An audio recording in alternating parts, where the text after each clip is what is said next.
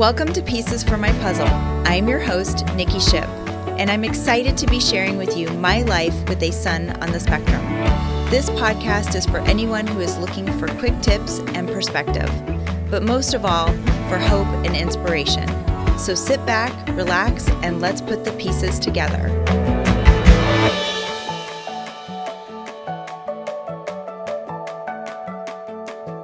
Hello and welcome back to another episode of Pieces for My Puzzle. I'm your host, Nikki Shipp. Thank you so much for joining us today. Last week, we had the great pleasure of speaking with Janine Mouchwire. If you did not get a chance to listen to that episode, please do. I had a great time talking to her about parenting your teenage child, which was especially enlightening for me right now because Drayson is fully into teen mode. So if you didn't get a chance to listen in, please do. And thanks again, Janine, for being on the show. I greatly appreciate you. This week, I'm super excited to have Gail Ewell on the show today. Gail is a passionate advocate for inclusive education and a dedicated parent of two boys with autism. Her personal experiences have profoundly shaped her vision for creating accessible and supportive learning environments for children of all abilities. As a leader of Hope Technology School, she has witnessed countless success stories driving her mission to empower neurodiverse students and their families. Gail works tirelessly to collaborate with educators, families, and community leaders to build a more inclusive education system. Her work continues to inspire actionable change, offering practical insights and resources for those striving to create impactful and welcoming classrooms for every child. Please welcome Gail to the show today. Gail, thank you so much for being here. Well, thank you so much for inviting me. I appreciate it. Yes, I'm so excited to have you on the show. When we spoke on our discovery call, I just immediately knew that I had to have you on the show. I connected with you on so many levels because I have such an appreciation for what you're doing within education. So I greatly appreciate you taking the time to be here today. Thank you so much. Yeah, absolutely. So could you share a little bit about your background and what inspired you to focus on your career in special needs education? Sure. It wasn't a straight path. I actually started out in social work, and I went to Northeastern University in Boston, and we had co-op program there, and so I was able to work in my field every semester, which is great. So I got to be in a lot of different situations and learn a lot about needs in the community. But having children with special needs really opened my eyes to potential within every child. And, Right. I realized that inclusion shouldn't just be a buzzword. It was a fundamental right. And I wanted to build spaces where every child felt like they belonged and their abilities were celebrated, not just tolerated, and neurotypical friends, inclusion communities, things like that. Yeah, that's awesome. And I love how you say that it shouldn't be used as inclusion should not be used as a buzzword. I think that that's fantastic that you bring that to light because I think sometimes it is considered a buzzword for some people. So I love that you said that. Hope Technology School has gained a reputation for being innovative and inclusive in an inclusive educational system, institution. What makes the approach there so unique? Well, the core difference is that we don't just mainstream, quote unquote, students. We're about full inclusion, which you can imagine a classroom where neurodiverse students and neurotypical peers are truly learning together. It's not about pulling a child out for separate therapy. It's about embedding support within the everyday learning environment. Okay. So we're seeing firsthand how this fosters a sense of belonging and respect. And one of our alumni, Parker, he's a neurotypical student. We have 60% have special needs. The other are neurotypical. But he was a graduate of HTS, and he told me that as an elementary school student, he saw technology help his nonverbal classmates communicate, and that experience kind of opened his eyes to the ways that technology could help people overcome limitations. And he later inspired him to get a degree in computer science at Santa Clara University. So that's amazing. Things like that happen. Yeah. Yeah, I know. I'm sure you see those success stories and it just warms your heart because I think, I was just talking to another guest on one of the previous episodes about moments of belief and how important that is to see those moments of belief and then to see the aftermath. I mean, what a great success story for him, off to college and a degree in computer science. I think that's just amazing. Yeah. You know, you've written that classrooms are one of the most important sources of social, emotional, and intellectual support for children. And, you know, this was something that when Drayson was younger, we kind of struggled with. But, you know, how do inclusive classrooms meet the needs better than traditional ones, would you say? Yeah, think about it. I mean, in a traditional classroom, students might learn about empathy in a textbook. Mm-hmm. So we're actually practicing it in real life, Yeah. but in an inclusive setting, they're actually living it. And they learn to understand, appreciate differences firsthand. We see friendships blossom that would, otherwise not be possible. Mm-hmm. We asked our neurotypical alumni what they experienced at HTS, and we learn a lot from that. And one of them was Kathy, and she said from a young age, the inclusive classroom environment taught her how to everyone should have a seat at the table, and nobody, no matter their ability, no one should be Mm-hmm. left behind. And a simple lesson has struck me even after graduation. She's saying, I remember my fifth grade teacher teaching about how to be leaders of good in the Mm-hmm. classroom. So, Kathy went on to get her master's in urban education as well as social sciences. Mm-hmm. And she recently has won a year-long national fellowship for community service. So when I look at that, I go, wow, it's really helping the neurotypical peers as well. It Yeah. benefits both.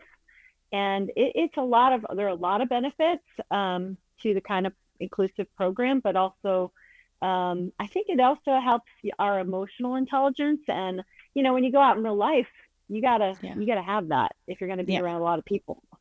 Oh, yeah, absolutely. And I think you bring up a great point is that emotional intelligence component. I mean, I would think, you know, having Drayson started that way in public school system where he used to attend, where we had, you know, an integration of both types of kids. And I remember I always kind of loved to see that because maybe in a way you're creating these other little advocates, you know, not just the peer mentoring or the peer modeling, because we talk about that too sometimes, right? But it's Yeah. also them creating the advocacy to be able to say, well, I have friends that are on the spectrum, or I have Hmm. friends that are neurodivergent. And so what you're saying isn't necessarily the case, like kind of breaking some of those barriers down that maybe we've put up in societal, you know, we've been conditioned society wise to think otherwise, you know. Um, Absolutely. and I think that you bring an interesting dynamic by having kind of that infusion in your classrooms at your school. What challenges what challenges do neurodiverse children and their families continue to face in school systems today? This is a really big question, and I know I'm asking you a really loaded question, but you know, It's okay.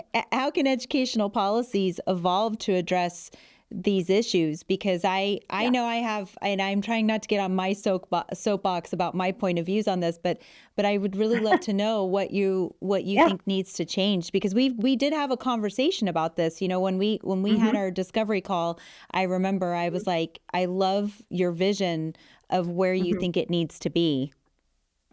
Thank you. Yeah, one of the biggest challenges I believe is still a lack of genuine understanding and acceptance. We see too much Yeah. bullying, too many missed opportunities for friendship, and it's heartbreaking, because 2 to 3 times more, special needs children can be 2 to 3 times more likely to be bullied. And Yes. so we need policies to shift from just checking boxes to creating a Hmm. culture of inclusion. So current policies related to inclusion might sometimes only meet the bare minimum accessibility or a way to check a box for Hmm. compliance without really fostering meaningful change. So policies need to go beyond superficial actions, I think, and instead create an environment where inclusion is generally valued, practiced, felt by everyone. It calls for a Hmm.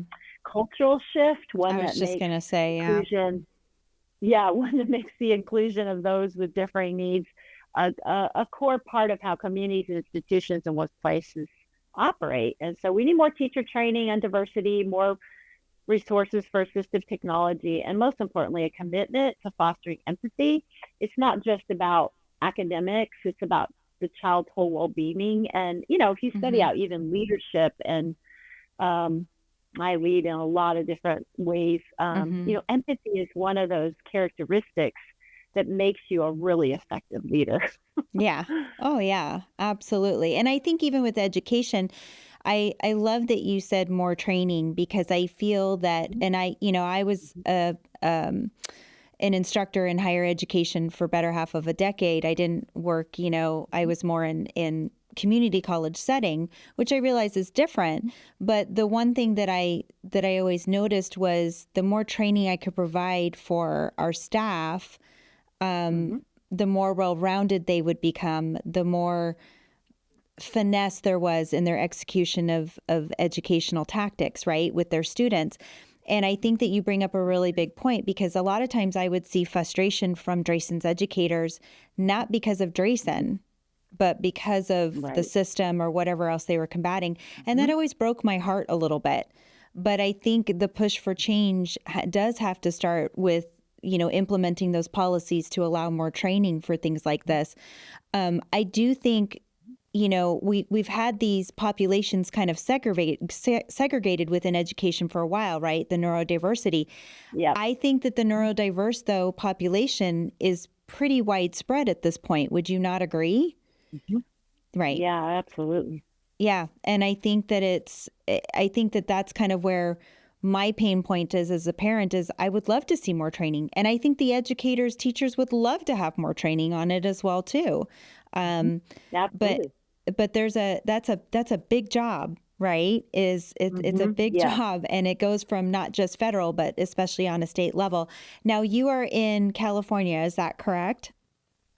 Correct. Yeah. I'm in Okay. California, the Bay Area, and Northern California. We're in the Bay Area. Okay. Great. And so I know you had mentioned that technology plays a big role in your school. So how has it helped to break down some of those barriers for neurodiverse Mm-hmm. students? Because we were just kind of touching on that. Yeah, that's a great question. Technology has been a game changer for my personal life as well as I've seen many others. I mean, you can imagine a student who struggles with verbal communication, Yes. with assistive technology, they can express themselves, participate in the class, and even form friendships. I've seen that with my own children. It's not just about the tools themselves, but it's about the opportunities that those tools will create. And we Mm-hmm. use technology to personalize learning to provide each student with the support that they need. And I remember the times when my own sons were having breakthroughs in communication and using assistive technology and using AAC and how valuable that was for them in creating lifelong friendships, as well as being educated. Gosh, you bring up such an interesting point. I never even thought about that it could still formulate that connection of a friendship. I've always just thought of, when you talk about AAC devices or adaptive Mm-hmm. technology, we just think as a form to Mm-hmm. communicate, but we don't think about the bond that it can create with somebody. And so, Yes. I mean, that's such a wonderful point that you're bringing to light because I honestly never thought about it that way. I'm always so focused on getting them to communicate. So, Right. uh, um, Yes. so do you have any advice that you would give to schools or educators that are looking to create a more inclusive and maybe technology integrated model like yours? Because I have to say I'm so impressed with what you guys have done. Mm-hmm. Oh, thank And you. I did my research and I thought this is a Mm-hmm. really amazing concept. So what advice would you Mm-hmm. give to schools and educators that are maybe looking to implement more of these things? Yeah, I think start small. I've created and Mm-hmm. built a lot of programs, both in the community and in the educational world, but always in every situation. We started small, Mm-hmm. but we started. Right. And it Yeah. can seem so daunting and overwhelming and just, oh my gosh, but don't try to overhaul everything at once. Begin by exploring maybe the assistive technology options or getting your staff trained or for example, we use a framework called Universal Design for Learning, Okay. UDL, which it helps us create flexible learning environments. So we're using the framework to implement various learning strategies. And so that makes it so much easier to implement the inclusive model. Mm-hmm. So like, for instance, we're using project-based learning or differentiated small group instruction, but UDL really emphasizes using a variety of methods and strategies to present educational content, so it can be less overwhelming to the staff. Like, how do we do this? Right. Ensuring that all the students get their needs, and it can access, and it helps you access and understand the material better with the students. But this approach always benefits all students. I can't emphasize that enough, that it benefits all the students, both Right. neurodivergent and not. So, but we use the project-based learning a lot, and students are engaging a lot of hands-on and differentiated instruction. So that helps a lot, because you're also encouraging peer groups and peer modeling and that kind of stuff, which actually really helps a lot with friendships. And we want to educate, but we also want to socialize. So this approach aims to be a bit more inclusive and effective for everyone. I remember when I was little, it's interesting, our teachers all been trained in project-based learning, but it's funny, like I look back at my life and I go, there's one, I don't remember, my husband's different, he remembers everything. I don't remember anything. But he'll tell you, his third grade teacher's name and da-da-da. I remember one thing I learned, and I remember in elementary school, we did a stone soup. It's a classic folk tale about, cooperation sharing, right? And we were supposed to, participate that. And it's pretty much about hungry travelers and villagers. And what they do is they have a stone in a pot, and then the travelers start boiling the stone, and then they get all the villagers to add the vegetables. And I was all excited because my mom gave me a potato to bring in. But, what's interesting about that story is I remembered it, and the moral of that story is that working together and contributing even a small amount can lead to wonderful outcomes, community. So you start small, but you never know how it's going to explode. And in my life, I've seen that happen over and over and over. And more importantly, just listen to your students and your families. Their voices are invaluable. And sometimes the nonverbal have left their voice, or not a voice. We have to be their voice, I guess. I don't know how to say that, but we have to remember it's about creating a culture, not just implementing a program. And you're building a community of support and collaboration. Sorry, I probably went too long on that question. No, not at all. But I love that you bring up the cultural aspect, because there really does need to be a cultural shift with it. And I do agree with that, because and I know that, like I've mentioned before, like I would see the frustration from educators when I was discussing Drayson's education. I could see them on the other side of it, feeling like their hands were tied.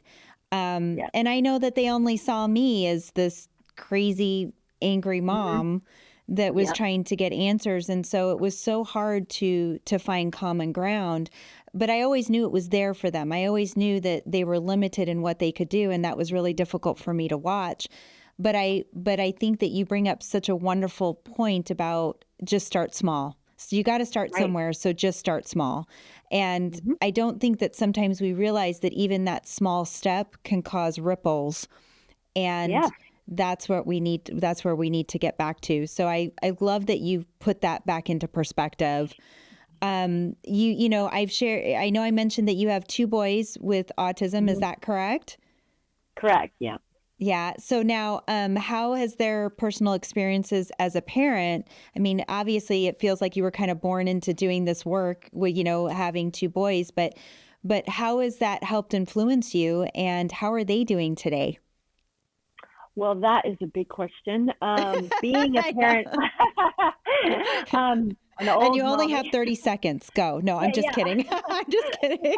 I'm kidding. I'll try. No, Being I'm a teasing. parent of children with autism, right, is been one of the most, as some people could say, profound learning experiences of my life. Yes, I will 100% agree with that. I used to be an introvert. Now I'm an extrovert. I've become a different person because of my sons, in a good way. And I've seen the world through their eyes, and I understand the challenges, the joys, in a way that no textbook could ever teach me. It's personal for me. And I want every child to have the same opportunities that my children had, and it's just to feel accepted and valued, empowered, befriended. I mean, they have friends, they have life. My husband built a lot of inclusive sports, and my sons were a part of that, and they have friends from that they built from that time. I mean, there's this one called I don't know if he wants to say his name, but one guy comes over, and he's friends with my son still today, and one of my sons is on the spectrum, but he's also has Down syndrome, and he's still his friend today. and he'll take him out. His friends stress him in ways that I don't stress him because I'm a mom and I'm worried. So he'll pop him on a motorcycle and take him for a ride, and then he'll take a picture and put it on a T-shirt and give it to him. And that's the way I found out he was on a motorcycle. I'm like, no, where's the helmet, dude? And come on. Yeah, they're just best friends. They're best friends, and I go, this inclusion has made lifelong friends for them. And I mean, my boys have definitely shaped my life in an incredible way, and they're doing well. They kind of help run the coffee cart at school now, and they have higher support needs. They use AAC, and I like to share that with people because I think there's a whole population of people who don't always get those needs addressed because they don't have the bigger voice, you know, because some of the others with less support need to have a bigger voice, can be their own voice, you know? Right. Yeah, absolutely. So yeah, it's that parental drive that fuels my passion. Yes, absolutely. And I think that is such an amazing thing because I know that some of the stuff I've done in my own life, including this podcast, would have never fueled me if Drayson had not been a strong influence to me. And I truly believe that he was gifted to me. And he's in a lot of ways meant to be a spiritual teacher to me too. I've learned so much being his mother and like you said, I've grown in so many ways. I'm not the same person that I was, 15 years ago. And even my outlook on things, when I see his perspective or how he reacts to things, it always makes me see a different perspective. It's just still to this day, very much. It opens me up every day. I'm always like, oh my gosh, there's something else, And so I under 100% identify with what you're saying right now, for sure. How can educators, families, and community leaders work together to create a more accessible and inclusive education system for the neurodiverse population? We're kind of talking about taking that one small step, but do you have any ideas on how everyone can kind of work together a little bit more effectively? Yeah, absolutely. I mean, we need to break down the barriers. I think educators, families, community leaders need to be connected and share information and be open to the inclusive education and sports and clubs and community activities. We need to share resources, collaborate on projects, and advocate for change. Sharing is caring. So we need to get out there. It takes a village. It absolutely does. It takes a village. I know for us, I'm always looking for the community-based, inclusive things for our school and for others. And we had a San Jose Giants minor league baseball team invite us out. And, it's based in San Jose, and the kids got to run the bases. And so I'm looking for community sports and these programs, esports. My husband developed esports.org, and it just helps with the special needs having athletic activities. We went to one, it was baseball when they were little, and it was nice, and I was glad those children had that opportunity, but it was not inclusive. And so then my husband was like, I think we're gonna make something inclusive. Right. So you can become a leader in that community. That's what I'm trying to say. That can connect the inclusive opportunities in your community if you are doing those things. Yeah. Well, yeah, it does. And I tell parents all the time, I've spoken with so many different parents that, some are like, yeah, we're looking for more events. We're trying to engage our child in activities. And then I have some parents that they're afraid to even leave their house with their kids.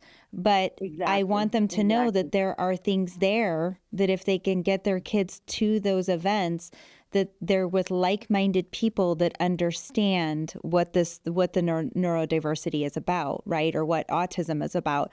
Because I think that was a big relief for me when I found my community, my tribe, my circle, because then I knew Drayson wasn't going to be judged, and we were all kind of in this safer environment where we could be all of us could be more of ourselves.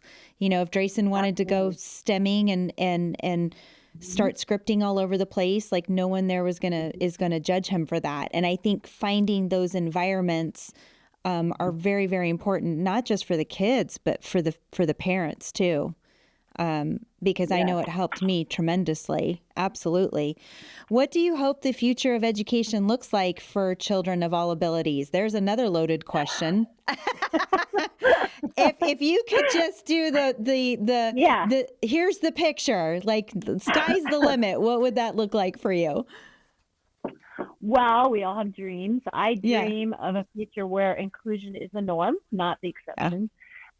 Like you said, everyone has a great circle of friends where they're accepted, not judged, and where every school is equipped to support neurodiversity and where every child feels they belong. And I want to see the world where we celebrate differences and recognize the unique strengths that every individual brings to the table. And I guess a world where everyone has access to tools and resources that they need to thrive. Yeah. So I Yeah. suppose that's a big dream, but I think it's possible. Okay. I think it's possible, and I love that you dream big. I love that you're dreaming big. For educators or parents who want to start taking steps towards more inclusivity today, I know we kind of mentioned that, but do you have any other words of wisdom for them? Yeah, I think you start by building relationships. A parent gave me a tip a long time ago about not having adversarial relationships with your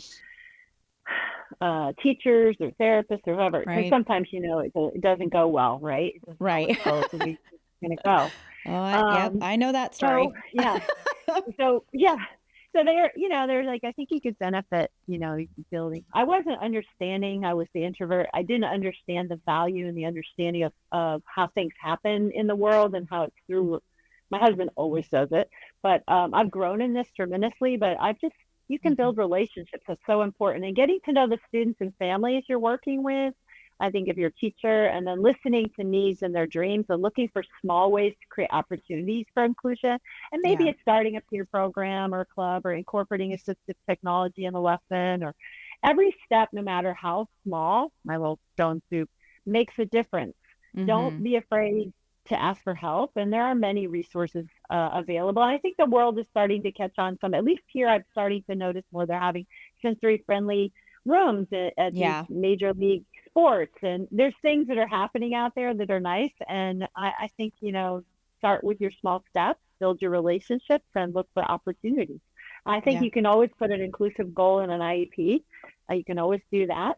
I know I had the experience. I don't know how many times. I don't know if I should share these things, but when we first start, you have a lot of stories that you don't know which ones you want to say. But when we first started out, my son was not doing well in the special needs. They call them special day classes here. Yes. He really reacted to everything. He was like deer in the headlights. He was very empathetic and he was very reactive. So, I said, I'm just going to put him in his neighborhood school for kindergarten. We're going to do it. And I think he might have been one of the first. I don't know. But the psychologist, once I figured out how to get him in to his regular kindergarten, said, hey, on a one-on-one conversation, he said, I don't want you to advocate this for other parents. And if we do this, I just don't want you to be an advocate. Of course, at that time, I didn't even know what I was doing. So I just wanted my child to be in that. You're like, what are you talking about? I just want my kid. Yeah, I didn't even know. I didn't even know what he's talking about. So I just said, yes, okay. But the professional telling me not to advocate for inclusion, right? And so sometimes you receive the opposition that you don't know how to push through. But he went on to be there a couple of years, all the way through third grade, and did very well. And loved it, and they were wonderful, and they grew with him. And then we started school, so we took them out. But I think you start by building those relationships and look for small ways to create opportunities for inclusion. And then if you're a parent, you make sure there's an inclusive goal. It can be for sports, it can be for anything. Yeah, I think you bring up a great point about adding that in an IEP, because I did not know that. And I wish I would have known that years ago when I was fighting with Drayson School about his IEP, because it was like every time I felt like I had to go in, with my big binder and my advocate and my, case manager and my husband. And it was me and my posse are walking in, and it's like, I hated going into those rooms like that. But at the same time, I knew that if I wanted the traction, I had to come in that way to get their attention. Otherwise, they weren't going to hear me. And correct. and I think that was, at least for us here in Arizona, that's been most of the case of the presence. But like I said, I've talked to people all over the country, parents all over the country that are having problems like this. So I think that you bring up a great point to ask for the inclusion goal in the IEP, because I think that it's more ways than one that people are learning things, not just for your child, but there's other people involved in that might actually learn something. So I think that's just fantastic. Yeah. Do you have any final words to parents at all that are maybe thinking about looking in their area for a school like yours, or looking for something different? Any wise words that you'd like to give them before we end the show today? Wise words. Whenever you started out with something, I should have wrote it down, something about believing. Moments of belief. Moments of belief. Yep. Mm-hmm. Yes. Yep. I would say we end with that, because I think it takes a lot of moments of belief to break down the barriers, to break the mold, to go where others haven't gone, to be the trailblazers. And I super love the families and parents and empathize and think they're wonderful and heroes. So I would just say have those moments of belief, and that will help you in your journey, in your adventure. That's amazing. Thank you so much, Gail. I love that. Thank you so much. I really appreciate you being on the show today. And thank you so much for all of your hard work and dedication and everything that you've provided to your community. It makes my heart happy to know that they have you there. So yeah, thank you so much for being here today. Super appreciate you and what you're doing. And thank you for having me. Absolutely. Anytime. This concludes our episode for today. If you have questions, comments, or even a show topic that you would like to hear about, please feel free to send me an email at info@piecesformypuzzle.com. I would love to hear from you. Don't forget to like and follow us on Facebook and Instagram if you haven't done so already, or feel free to check us out on YouTube. If you like what you're hearing, please spread the word to others so that we can help our special needs community and create more awareness. And feel free to give us a good rating on your preferred podcast platform of choice if you haven't done so already. Thanks again for tuning in. And until next time, keep working on your puzzle. And remember, you don't have to have it all solved in a day. Take care.